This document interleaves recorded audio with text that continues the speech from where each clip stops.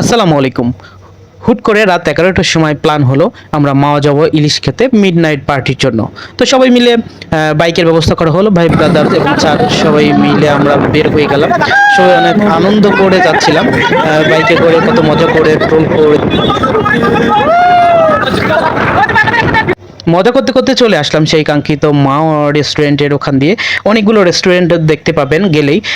যাওয়ার সাথে সাথেই দেখবেন সবাই ডাকাডাকি করতেছে, আদর করে ডাকতেছে, মামা আসেন, মামা আসেন, এদিকে আসেন, এদিকে আসেন।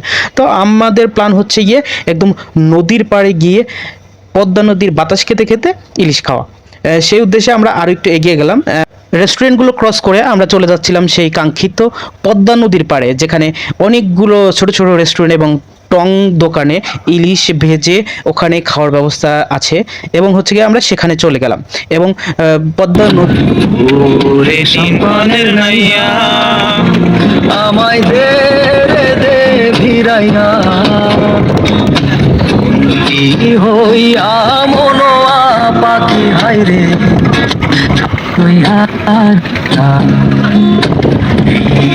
পথ ধইরা আমি কত।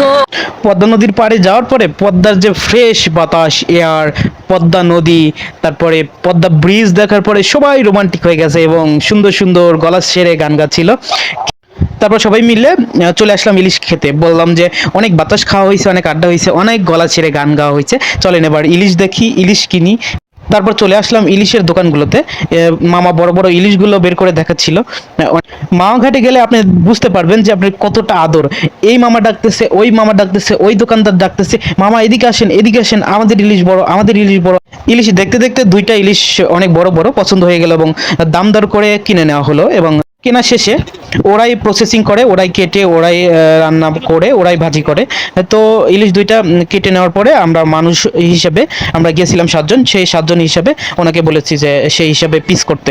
তো উনি পিস করতেছিল, আমরা অনেক গল্প করতেছিলাম যে ইলিশ কোথাকার, পদ্মার নাকি চাঁদপুরে, এই নিয়ে তর্ক বিতর্ক চলতেই ছিল নিজেদের মধ্যে। ভাই ব্রাদার গেলে যেটা হয় আর কি, অনেক আনন্দ, অনেক মজা।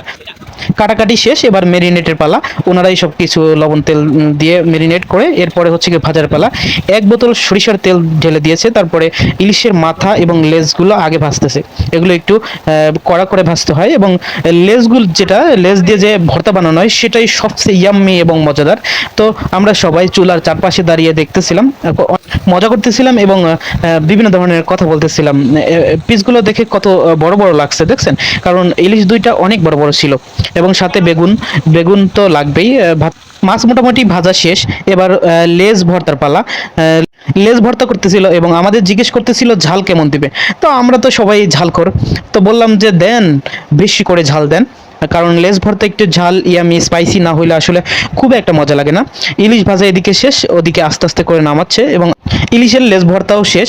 এবার সুন্দর করে সাজানোর পালা এবং এদিকে ইলিশগুলো নামিয়ে নেওয়া হচ্ছে এবং বেগুনগুলো ভাজা শেষ, বেগুনি সেগুলো প্রসেসিং করা হচ্ছে, খাবারের জন্য রেডি করা হচ্ছে। তো আমরা সবাই অধীর আগ্রহে বসে আছি গরম গরম ভাতের সাথে ইলিশ লেজ ভর্তা, ইলিশ মাছ, বেগুনি এবং হচ্ছে গিয়ে শুকনা মরিচ, যেটাকে লাল মরিচ অনেকে বলে থাকে। আর একটা ভর্তা দেয় ওরা, সেটা হলো ধনেপাতা, পেঁয়াজ এবং হচ্ছে শুকনো মরিচের ঝাল ঝাল এবং সরিষার তেল দিয়ে একটা ভর্তা বানিয়ে দেয়, সেটা অনেক ইয়াম্মি এবং মজা। বেগুনি এবং ইলিশে দেখতে কতটা ইয়াম্মি এবং জোশ লাগতেছে, এর মধ্যে আবার বৃষ্টি নেমে গেছে। ঠান্ডা ঠান্ডা কুল ওয়েদারে সবাই খেতে বসে গেলাম, পেট ভরে ইলিশ মাছ খেলাম, মজা করলাম, আবার ফেরত চলে আসলাম। ধন্যবাদ।